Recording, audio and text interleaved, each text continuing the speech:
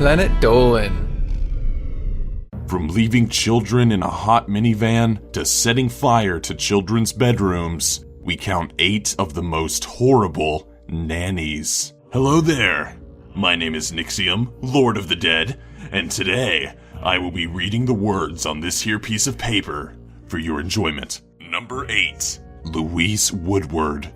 Louise was an English nanny who was arrested and was later charged for the shaking death of 8-month-old Matthew Apin. Working for Sunil and Deborah Apin in Newton, Massachusetts, Woodward's crime of child abuse was discovered after Matthew was admitted to a children's hospital in Boston. Doctors found that the comatose infant had a fractured skull, and 5 days later, he passed away. It was determined that Matthew had shaken baby syndrome after a doctor noticed retinal hemorrhages.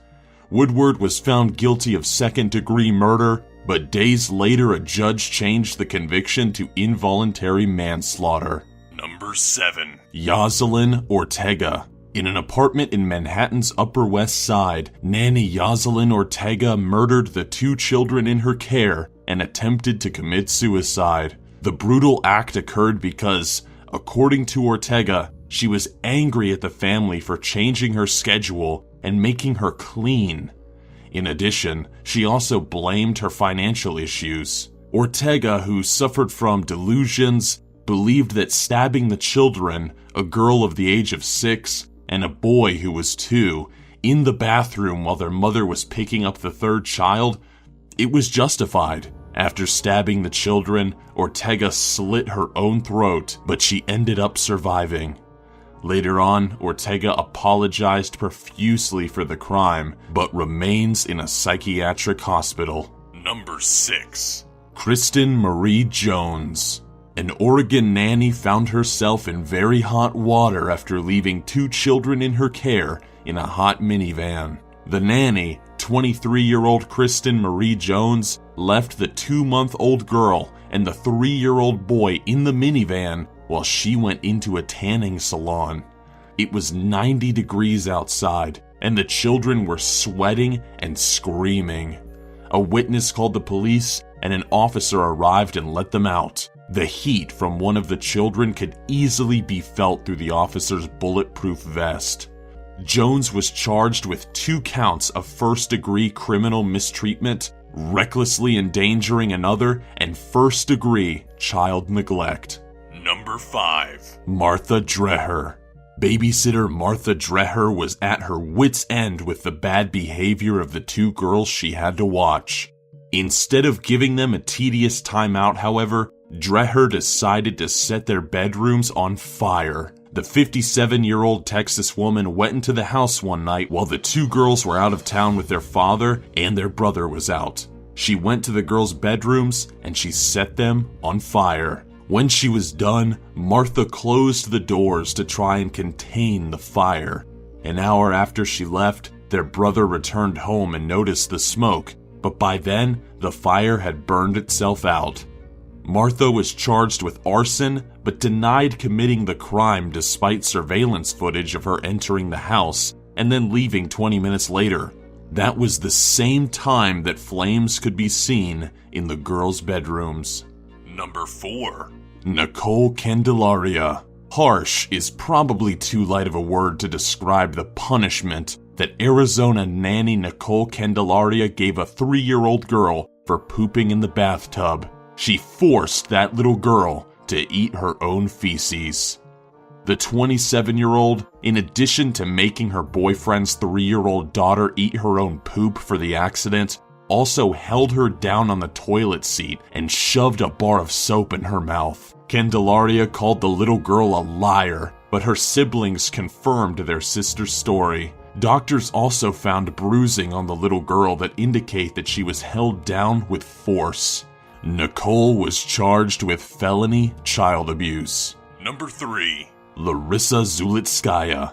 When a couple in Russia noticed aggressive behavior coming from their 2-year-old daughter, they set up a hidden camera. While the camera rolled, they soon realized the reason. Their toddler was being abused. The hidden camera captured the disturbing events while they were out, and their nanny, Larisa Zhuravskaya, was placed in charge of their daughter Sasha. Larisa threatened to push Sasha's face into her bowl of soup if she didn't eat it, only after grabbing her by the hair and slapping her across the face. Mealtime ended, and Larisa roughly wiped her face clean and shoved her out of her chair. After locking Sasha in the kitchen, the nanny from hell relaxed on the sofa and watched TV. While Zhuravskaya denied any routine abuse, she said that on that day, she was in a foul mood because of personal problems. Still, the parents did the right thing by firing her, and they then proceeded to give the videotape to the police. Number 2. Annalise Mercado. A Long Island, New York nanny wanted to make the 4-month-old child in her care more manageable, so she decided to medicate the girl. The 48-year-old Annalise Mercado gave allergy medicine to the infant so that she would maybe calm down and her job would be a lot easier.